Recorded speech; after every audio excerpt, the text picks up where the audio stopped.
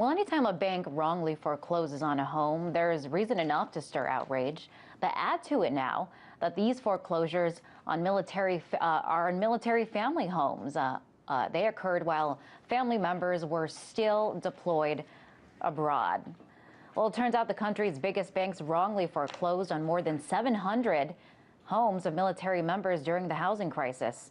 According to the New York Times, Bank of America, Citigroup, JP Chase, and Wells Fargo recently uncovered the foreclosures to regulators. For more, I'm joined now by RT producer Bob English. Hi, Bob. Hi, Liz. Now, wrongfully foreclosing on homes, these are members that are serving, that are deployed. How can this happen? Well, I think it's important to back up a little bit and to examine the structure of the U.S. mortgage market and how we got here, how there's such pervasive fraud that could have occurred. And it started when we had a series of low interest rate years by the Federal Reserve. They were basically giving away money. There were several legislative changes that allowed it easier to securitize these mortgages, slice them and dice them, and these became very hot products. And when that happens, when there's a demand for yield and money's being given away for free, you have the collateral, which is a house, being transferred from person to person to person or company to company, and there's easily lost the chain of title. And what they created, the big banks and some other people, was a system called MERS, and it's an electronic system where they could just transfer the title without having to go to the county recorder office.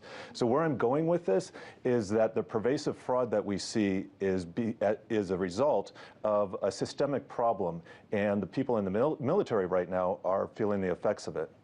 Right, but when it comes to people of the military, they have special legal protections when they are active duty. So are the banks in more hot water now that they've been caught doing this to members of the military? Certainly. There's supposed to be a court order to get a foreclosure on an active duty military person, and there are several instances where this didn't occur. And there was a study convened by the Federal Reserve and the Office of the Comptroller of the Currency in 2011.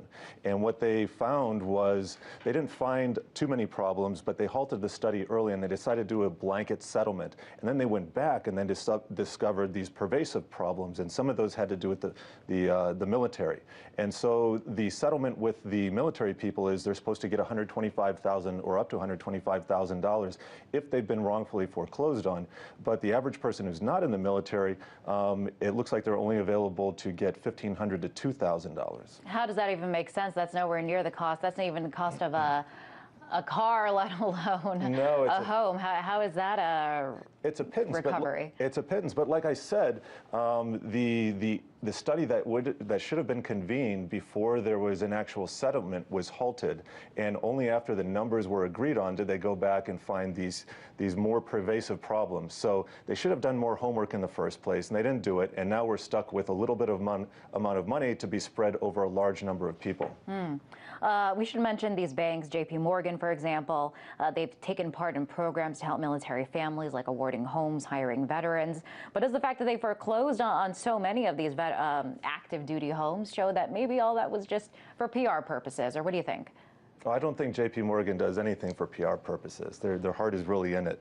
But that sounded sarcastic to me. Okay, a little bit. I think, though, yes, it's a PR nightmare because America is a very patriotic country, and nobody likes to see people in the military coming back home with their homes in the place, being surrendered to somebody else, being foreclosed upon. So, yeah, it's a PR problem for JP Certainly not a great homecoming, I can say that much. Bob, great to have you on. That was Bob English. He's a producer here at RT.